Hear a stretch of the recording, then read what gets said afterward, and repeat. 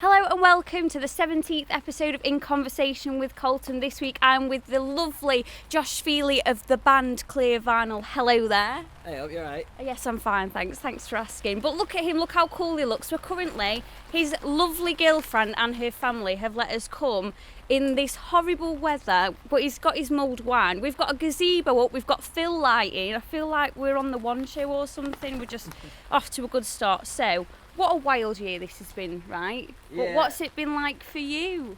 Weird. Like, just in general, weird. I've not seen the boys anywhere near as much as I thought I would this year. We had so much planned for the year, and it just, well, everything just went down the toilet, really, didn't it? So. But you have been sort of trying to keep the hype up because, I saw you release Watermelon Sugar. You probably thought, that might get, a couple K views. Nearly 22,000 people shared that or liked it or viewed it. So what's that like for you, though? That was weird, because we sort of saw all these bands that we really look up to doing all these lockdown covers, and we thought, yeah, all right, we've got the capability of doing this. We demo all the time. How hard can this be? That mulled wine smells unreal, does, by the way.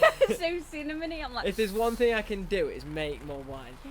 But the watermelon sugar thing was just, we were in the studio and we were coming up with ideas on stuff to do, and we had about 1,000,001 cover ideas, and we were originally going to do one we always do on stage, like Rage Against the Machine or something like that. But we decided, let's do something that's more current, a bit more fun, something not necessarily us. Yeah. And then Harry Styles dropped an absolute banger of an album, and I was just like, okay, this is just amazing. I love this song, so we ended up playing it. You had no beard in that though either, so what, do you just sort of change with the weather, or what is your style? I think it's lack of energy. I think it's down to, I'm gonna live in my bedroom for the next 8 months, so I don't really have to I don't have to shave it off. However, I am still working throughout lockdown, but my job doesn't necessarily mean I can't have a beard. Yeah. And it's been years since I say it's been years since I've had one. It's not. It's been years since I've never been able to grow one. That's what I'm trying to say. Oh no! Oh, so it's just like, expose yourself on that. Josh can't grow a beard, but now he can. This is the evidence. Look at him. I'm trying. This is about 3 years in the making. I thought you meant 3 years growth, and I was like, that is. We need to get on the hormones or something. That's not right. Well, you've known me for years, and it's just one of them where it's like I've never ever been one for being able to grow any facial hair. Yeah. So I thought, and now my hair's long, I thought I can get away with this. Well, to be fair, that's the thing. So me and Josh have known each other for about 8 years now. So when he used to be in, was it Our Saving Day, that band? Still the same band now. It's just, but that was the name though. Yeah. And I used to go at the age of 14, so I'm 22 next week, to go and harass him at gigs, and we're still friends, so we've never fallen out, and that's good. Your band though, this one, Clear Vinyl, this sort of clean slate band who have already got, to say you've only been going for a year, your Spotify Rewind or whatever it's called, 61 countries you were played in, so you're obviously doing something right. That was surreal. It's one of them where even the new release has got the third top streamed country is Canada, and then United States is second, and we're just like, well, that's weird though. Who do we know in the States that's playing our music? Yeah. And it's amazing, don't get me wrong, it's what you dream of when you're in a band. It's like you want people that you've never heard of to come to your shows. It's not just all about harassing your mates. It is at first, because otherwise you're not going to be able to get people to come to your shows straight away, but it's all word of mouth in it from your friends and stuff, and it's nice that all our friends are starting to really get into it now. Yeah. It's obviously back in the day, I remember our friendship group, I was just like, who's coming to the gig? And they were like, maybe. Oh no. It's whether or not they could get drunk beforehand first. So now it's nice. Yeah, it's really nice that there's other countries and stuff. And we get messages from Germany and stuff, which is really cool. We'll talk about that later though. Don't mess up the structure of my questions. But Germany, that's a really exciting thing for you, messing about over there. But in terms of here, BBC Introducing, they are a huge fan of you, and you told me that your track with these are placed 30 on the best introducing tracks of 2020 or whatever. Yeah, that's crazy. It's out of 50, so it's really good. But to even be picked though as well, this is out of everyone. Honestly, it's such a privilege. They've been Christian, Adam, the rest of the team have just been absolute godsends to us. when we first put a song up, we were hoping it'd get played, and then next thing I know, Christian's messaged us saying, do you want to do a session? Then obviously everything happened last year, so we couldn't do the session, so we ended up just having a chat on the phone. And he's just been a massive supporter of us since, and he's an amazing guy. He has the best hair ever. Oh, I know.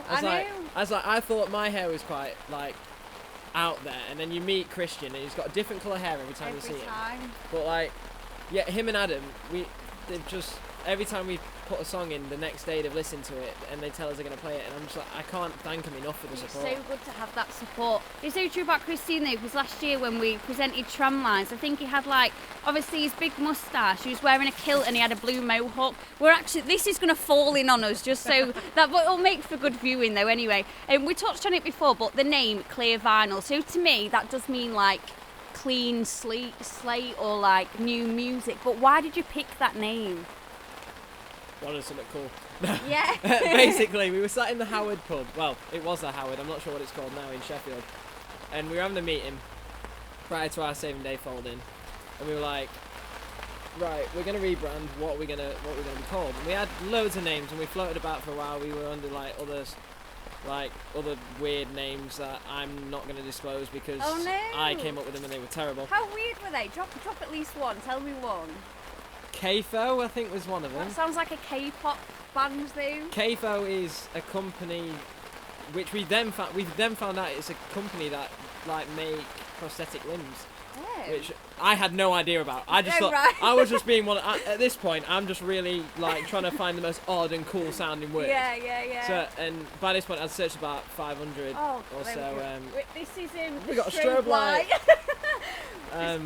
What, we're just going to go with the car, yeah? No, we're just going to go with the strobe light. It's all cool. I like it. It's but yeah, we KFO was one of them, which was a bit of an odd one. I just tried to come up with something weird and cool, and as you do when you want people to think you're like quite cool. Yeah. And then Moorside was another that we decided, because our practice room is borderline Holy Moorside in Chesterfield, or Holly Moorside, whatever you want to call it. My band will probably rip me to shreds for this. We just thought, what can we do that's sort of like where we're based? Yeah. No, I think I like the name that you've gone with now though. It's clearly working for you. Well, that came about because our drummer James he used to work at Debenhams Cafe in the retail park in Chesterfield, and he was looking at some cleaning products in the kitchen, and it just said something about clear vinyl, and he said it, and we all just looked at each other and went, that's it, that's all we need, that sounds cool, that's it. Isn't it weird that things happen like that though, like stuff that the best things come from stuff that you don't expect, like I always say that anyway. But your newest track that everyone's super excited about, I'm super excited about because it is amazing, Tonight, but you're dressed up and painted up as a clown, so there's obviously, you don't have to bore me with like the deeper meaning of every lyric, but there must be some kind of meaning behind it to like perform it that well and choreograph it and stuff. So the song itself has been written for about a year and a half. I came up with this a little bit. We co-wrote it with a guy called Adam, whose alter ego is his artist name is 10. He's from down south near Norfolk, and he's been helping me with like vocals and stuff for a while, like just teaching me like technique and stuff. And we co-wrote it with him, and I just bounced voice notes back and forward with him over bits and bobs and various bits of social media, and the song itself came to be because well, at the time it wasn't anything, it didn't really mean what it means now. It was just I had some really bad family news, and I was like, you know what, I'm gonna try and write a song about this, and it means more to me now because the song is so apt for the year we've had. So the song's about longing to be with someone and you can't, and obviously everyone can't see their grandparents and anyone who's vulnerable in their family unless they live with them. And basically the whole clown thing was because we couldn't get out and film a video. I was like, well, what's the next best thing? And but slightly weird. I wanted it something to be creative though. I thought it was just so good. I wanted it to be something people were going to engage with and be like, wow, like I wasn't expecting that to be the storyline. And I think we just watched like a Halloween film or something at the time. Not in Halloween, we were just like, scary movies as you do. That's your genre, yeah. And I just thought to myself, hang on, it, as in the clown guy and the balloon, he holds onto that balloon like it's his best mate, and I thought, hang on, this is an idea, and ran with it from there. And in all honesty, like, it took a long time for me to brainstorm the idea through with Phoebes, and did she do your makeup? Yeah. Oh, it was so good though. She's so talented. Perks of living with a videographer and an artist as well. It's phenomenal. It's just a case of I'll pitch the idea to her and she's like, right, I know exactly what to do. And luckily we filmed it just after bonfire night, so the fog sort of like worked in our favour. Very eerie and mystical. That's what you want. Your earlier stuff. So we forget, like, you've literally been going for a year and a half-ish, really, isn't it, or just over a year? Yeah. Yet your earlier stuff, so like Foolish You, This Feeling, do you think your style is changing or developing? Yeah, we kind of wanted to show a bit of progression, because obviously we've grown up, like, even looking back at releasing That Feeling and, like, You and stuff like this, all those songs were, like, written at a time where we were all super excited about bands like The Hunter, like when they dropped their first album, and the Sherlocks were doing bits and pieces, and just loads of really cool rowdy bands that, like, you look at their videos online and you just see the crowd are going nuts for, like, riffs and, like, high energy songs, and I was just like, I want to just write some high energy songs that we can have fun with playing, but the crowd are also going to love to party to. And now, after everything that's happened, we sort of took a step back through lockdown and started reevaluating, and we've sort of come to the conclusion we want the songs to mean a bit more, and we want the message to be extending the hand of friendship almost. So it's like, the band's not just about writing happy-go-lucky songs and getting people down to, like, mosh pits and stuff like that anymore. We want the band to engage with people on a, like, lyrical sense, so we want people to listen to the songs and be like, oh wow, I can relate to this because I've been through something similar myself. And we've been through a hell of a lot over the last 18 months, and we just thought now's the time for us to put that emotion into the songs, and things are progressing in a more mature way. Like, the songs are still clear vinyl, it's just a case of, as artists do, we all evolve. And our music taste has changed a lot, so you described this year as tumultuous, which I think is a brilliant word, because it's very up, very down. It's a really nice word to say. Yes, tumultuous. I mean, it's like onomatopoeic or whatever it is. Like, it sounds like what it is, tumultuous. This is exciting chat for a horrible Sunday afternoon. But let's talk about the highs first. So obviously you have supported some amazing people, and when you were messing around in Germany, just tell me what that was like. That was really surreal, because we were recording Foolish at the time, and our friend, well, I say our friend, it's our guitarist dad, but he's a friend to us because he likes a good party, does Terry? Yeah, there's no party without Terry being there. And he dropped us, I think it was Terry anyway, dropped us a message and being like, lads, this is going on, like, Sheffield Council looking for bands to go off to Germany and play. That's so random though. Yeah, and we were like, there's no way we're going to get this. We'll apply, but it's one of them where it's like, it's almost like an Instagram giveaway. You share it and you like it because you think, hang on, there's just a slight chance we might get it. And we filled out the form, sent over the song, sent it to whoever it needed to be sent to. I think it was a guy called Howard, who has bits and pieces to do with Chesterfield Football Club. And we ended up getting an email back like 2 days later saying, yeah, do you want to come to Germany? We're like, yeah, okay, let's do it. And 16 hours in a van is phenomenal. It's great fun. I bet it is great fun. But when you all get to know what everybody's actually like, because you can't pretend that you are someone you're not for 16 hours. Like, I know you're all friends anyway, but if you've got any, like, bad habits, we've all got them. Jack loves to sleep with his shoes off, so his feet reek. Oh God, I can't do stuff like that. I can't do stuff like that. But when we all pass out of sleep, it's fine.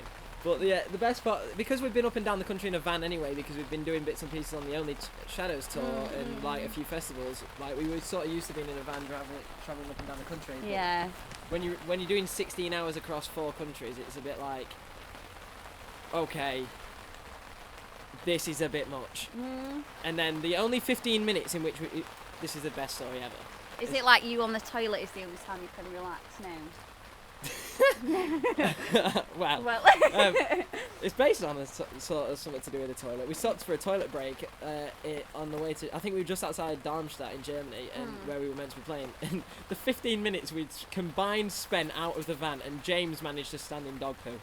Oh God, no. So we had to bag his shoes up, lob it in the back of the van, and never see the shoes again. How bad was it? Like elephant sized? Like he had to get rid of his shoes? Was there no water?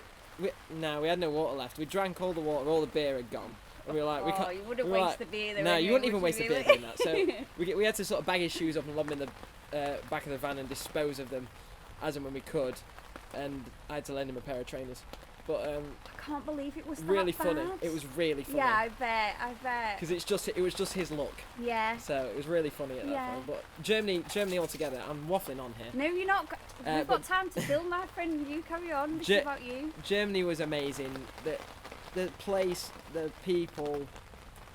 Honestly, our hotel was right next to the main stage as well. So you walked out of the hotel and you're in the main stage area, and like we were just watching so many bands, and we got to know a band called Apart From Us, who played just before us, and they joined us on stage for our last song, which was pretty cool. And the crowd just went absolutely mental. We were on like, the Peace Gardens high stage at Tramlines. So it was like a stage similar to that. And there was probably at first off like 40, 50 people watching, and then by the end of the whole thing, like the street was full, the stage area was full, everyone just clapping along. We were like, what a feeling! We're the only English band on this whole festival. From Chesterfield as well. Like, what the heck? That's so random though about the Chesterfield. Since when? Do you think that will like happen again? With the council just like we need to. Well, we emailed off to go back, and obviously with COVID and everything, it didn't happen. So and they mentioned something about going back and doing the next stage on. Everyone really enjoyed it, but obviously with COVID and stuff, it's just not. I know this year has been a write-off, and like, I'm sorry to bring this up obviously, but the meaning of tumultuous is downs as well, and like you've had an exceptionally hard year and a half, and especially with your friend James passing away, and obviously it's a very personal thing, but as a band, how have you, because you never get over something like that, but how have you sort of like learnt to live with it? How have you got through it? So if you ask any of the boys this question, they'll tell you the exact same thing, I assume, in their own way. It's been, obviously for everyone, it's been very devastating, and it's been horrendously difficult to come to terms with it. My way of dealing with it was to push on with band and keep everything going, because we all said that we wanted to make the band the biggest thing possible for him. Because that was all he ever wanted to do, was he wanted to play on stage. And it still to this day doesn't feel real. I just expect him at some point to walk around that corner with his sunglasses on and the stupid hat he bought in Germany with a beer in his hand and going, hopefully with some new trainers though after that story. Yeah, and just pop around the corner and being like, "Hey boys, you alright?" But nah, I it's hard to come to terms with. We were all really devastated. It took a turn on us all mentally, and like a couple of lads especially who were there on the scene pretty soon after. It's taken a toll on everyone, and it's meant that we've all taken time away through lockdown. I had a bit of a mental breakdown in the middle of it. The boys had one. We've all taken our turns, but no matter what, the centre of everything has been the band, and it's been a case of whenever one of us is feeling down, the others get on with what needs to be done, and then but at the same point of, we still make sure that person's okay and we're there for them. Yeah, of course. And no matter, it's been every single one of us at some point, but it is one of them things. It's like, he was effectively my brother. I spent pretty much the last 5 years, day in, day out, messaging that boy, and losing him was the hardest thing in the world. So we just want to do everything we possibly can now to make this band what he would have wanted. And yeah, there's still a load of like, his drums are on the new single, so which was really nice. Exciting. When we recorded the single, we had the drums down because we were tracking everything at our studio, and James got the drums down ready for like taking to a studio and being like, right, are these okay to use as demos, and then I'll go over them when he was there. So they were there, and we managed to use them, which was good. That's so sentimental though as well, isn't it? Like making sure a piece of him goes into the new stuff that you're doing, even Yeah. though it's not here. So a lot of the new demos as well that we've been writing with our producer in London, Antonio. Antonio takes James's drum parts that we've already got and he'll cut the beats up, so like it's still him hitting the drum, but he'll make a new beat out of it. Yeah. Just a rough one for the thing, but it's still quite nice that James's beats are still able to be at least in the demos, and then we work on them from there. Yeah. So it's really nice that we can still have him involved in some way, and he's always going to be in our hearts anyway. So like regardless, like the memories and stuff we have with him will always be parts of the songs. Yeah. So, I mean, it's one of them where like now, it is difficult. It's hard to talk about.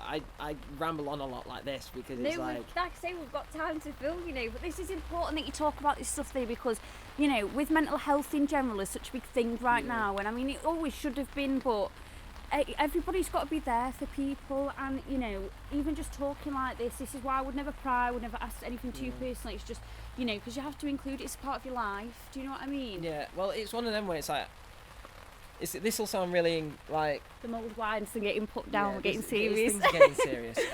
It's one of them where I've always thought mental health was a thing. I've always known it was a thing, but I never thought to myself that I actually had any issues with it.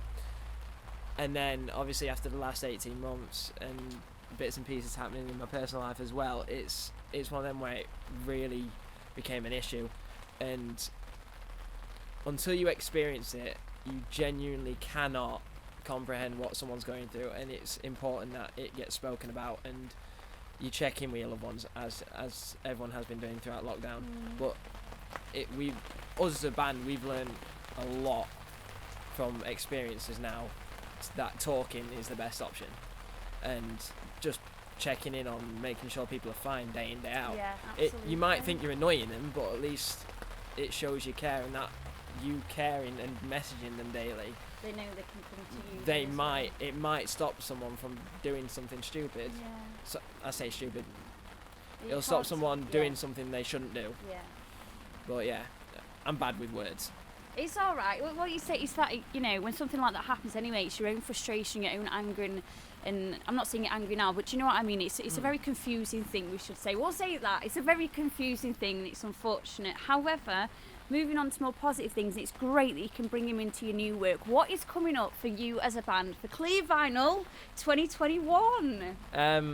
A lot of music. I'm saying that we released a demo earlier in the year, and then this one was a serious release. Like, I'm not saying the other one wasn't a serious song to release or anything. It was just we wanted to put something out that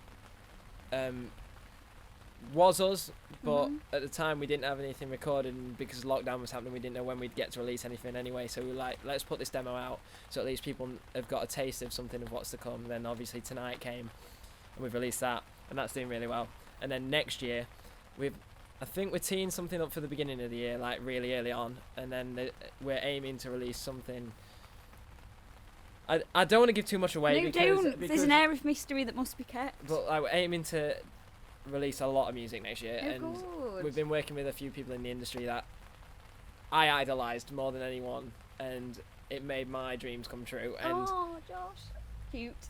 literally, I've got a bucket list of things. Moment. I've got a bucket list of things that I want to do in the music industry, and this was one of them. I can't say anything yet. Or we'll be, when the song comes out, we'll talk a bit more about it. But this was on my bucket list of things that, if you'd asked me when I was 13, had I done it, would I be doing this at 24? I'd be like, yeah, all right then. Yeah. And it actually happened. So, but there's a lot of music coming. There's a lot of hopefully gigs. Yeah. I hope to come to one though. I need to come to one, so hopefully gigs do start. You say you haven't been to a Clear Vinyl gig yet? No, I haven't. Well, yeah, not at all. Again, I've not been to your gigs since I was 16. True, but you've become a journalist, so you're yes, busy. I have. You're busy. Awfully busy doing my you got BBC about job. 1,000,001 Instagrams. I can't keep up. You're a very busy person. Thank you. Well, I don't. It's not even a compliment, is it? But I suppose maybe it is to me. That shows something about me. Thank you for saying that I look busy, because that's what I want at the air that I want to kind of give off. Every time I go on Instagram or something, there's something from you, or whether it's to do with radio or whether it's to do with a podcast or something. I've got to tell people what I'm up to, though. Do you know what it is? I'm one of them people that I literally can't not do anything. When I was younger, or when I knew you more, I suppose, I was a bit lazy and a little bit shy, other than when I'd had a drink. But I mean, I wasn't drinking at 16, she lies. But I don't know, I didn't really have anything going for me. And then I thought, no, I wanted to do something now. And, you know, seeing you being successful and other people in my life being successful, it's like, well, I want that, you know. And the people that we were all friends with at the time as well, like, were always into the media and stuff. It's nice the way people think I'm being successful. You are successful, though. It's one of them things. Success, yes. If by accomplishing things in a band sense of things that we are very privileged to have done, yes, that's successful. But, and don't get me wrong, I'm like, this band, I want to be the best and biggest thing in the world, but there's still a lot of work to do. Yeah. So to me, because obviously I'm experiencing every single part of this band, it's not the end goal, but I'm enjoying the ride. Of course. So I count it as. It is successful because we're achieving stuff, but I get want what to you go mean, further. though. Of course you do. It's always I'm like, yeah, that was ambitious. good, but on to the next thing. It's good to have ambition now. Well, just before you finish your mulled wine, or he already has, I mean, we're feeling festive, so this is the penultimate question. Will you put out any Christmas covers, Christmas songs? What are you planning to do for December the 25th to keep your fans engaged, Josh? Good question. We've got nothing planned. You put me on the spot. Yeah. What about a little wow? So Christmas or there's whatever? been we were gonna do a Christmas song. I say were. It was talked about. Yes. And we decided against it. for the fact that we don't want everyone to hate Christmas, we decided against it. Oh no. But it's all because we've got plenty coming to go off in January and February that we need to focus on. Yeah. But I'm sure we'll muster something up in a sense of keeping people interacted and stuff. I know you always engaged. Do anyway. I just thought I'd ask, you know. I might do a couple of live streams. Yeah, go on. But, like, if I do a couple of live streams, I'll post the details on the band page and stuff so people can see. Yeah, and tell everybody how they can find you on social media, how they can find you on YouTube. But I sub to it is really funny. We've got 16 subscribers now, thanks to me. But tell everyone where they can YouTube's find one you. of them things where we've never really. It's difficult. We don't, because Facebook and stuff like that. Majority of our engagement comes through that. They really don't like it when you post post links to other websites. So we found that if you post like YouTube links on your Facebook stuff, it kills the engagement. So like it's a case of if you direct it's nerdy. You don't want to understand. You're a little Facebook geek. You understand the algorithms. I don't. I've had it explained to me about 9 times and I still don't get it. But going through Facebook and stuff, you can find us at Clear Vinyl. I think it's facebook.com/Clear Vinyl Music, or just Clear Vinyl on Instagram. And then Spotify, if you type in Clear Vinyl, with pretty much the only thing that comes up. Yeah. I think there's a covers band from like early 2000s. There's not. Ignore them. But ignore that because it's not us. No, exactly. Well, Josh, haven't we had a good chat? It's like Yeah, a roller coaster of emotions. Thank you so much, and I hope to see you performing live again soon. I hope to be performing live again soon. I'm going insane. That's bad. Literally, everyone's going to look at this back and be like, Jesus, he rambles on. Oh, no, he doesn't. Do you know what we've had? 28 minutes and 18 seconds of pure Do you remember when you're at school and everyone says like you've got to talk, and like teacher will say you've got to talk about a subject for 1 minute? And you're like, I could not do like, that. I can't do it. Yeah, and like now you're just like. Well, it's like now it's like It's you the stick a wine. camera and a microphone in my face and I'll talk about anything for about half an hour. All right, Josh. Let's go have our Sunday roast now, shall we, both Yeah. of us? Thank you.